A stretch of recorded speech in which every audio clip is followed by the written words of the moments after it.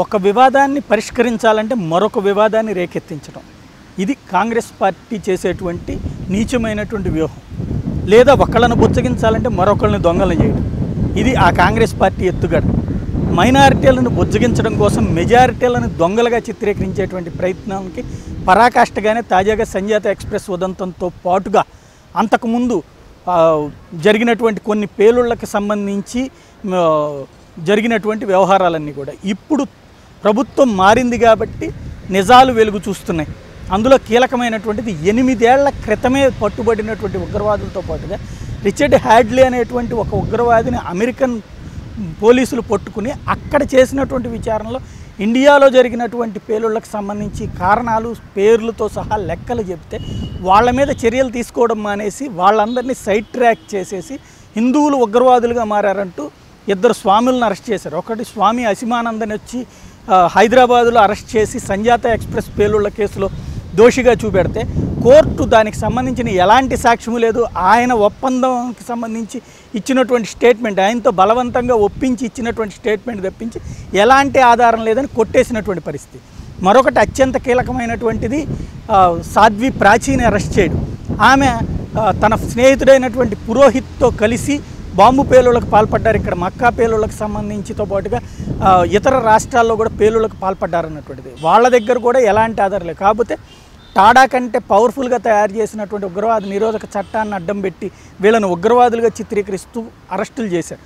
ఈ 2 అరెస్టులకి కీలకం ఏంటంటే ఆ రోజునున్నటువంటి ప్రభుత్వంలో కీలకమైనటువంటి స్థానంలో ఉన్నటువంటి హోంమంత్రి చిదంబరం తను ప్రధానమంత్రి కావాలనుకోవడం, ఇంకో పక్కన మైనారిటీలను బుజ్జగించడం కోసం మైనారిటీలు పర్టికులర్గా సోనియా గాంధీ దగ్గరికి వెళ్ళి మైనారిటీ నేతలందరూ కలిసి ఉగ్రవాదులుగా ముస్లిం తీవ్రవాదులు అని చెప్పేసి ముస్లింల మీదనే ముద్రేస్తున్నారు, ఇది మొత్తం ముస్లిం సమాజం అంతా కూడా ఆవేదన చెందుతోంది అని చెప్తే దాన్ని వాళ్ళని సాటిస్ఫై చేయడం కోసం, తద్వారా సోనియా గాంధీ దగ్గర మంచోడు అనిపించుకోవడం కోసం ఒక కొత్త ఉగ్రవాదాన్ని సృష్టించి వదిలిపెట్టింది మాత్రం చిదంబరమే.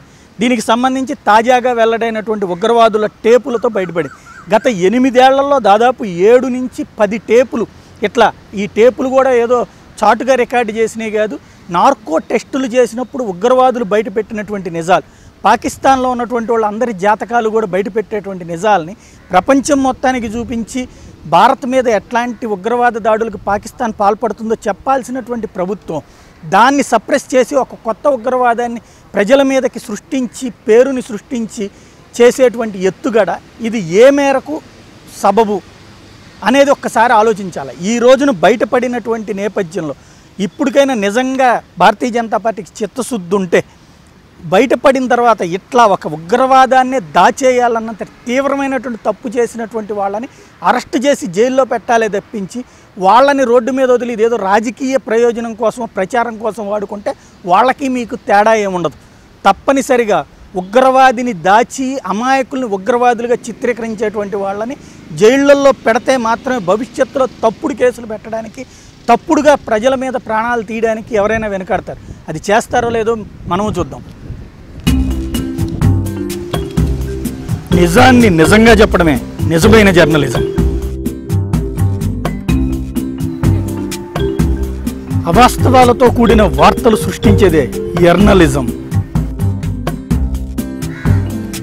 ఒక అంశాన్ని అవగాహనతో చర్చించుకుందాం, నిర్భయంగా నిర్మోహమాటంగా మాట్లాడుకుందాం. సమాజంలో మంచి మార్పును కోరుకునే సామాన్యుల్లో ఒకడు మీ జర్నలిస్ట్ సాయి.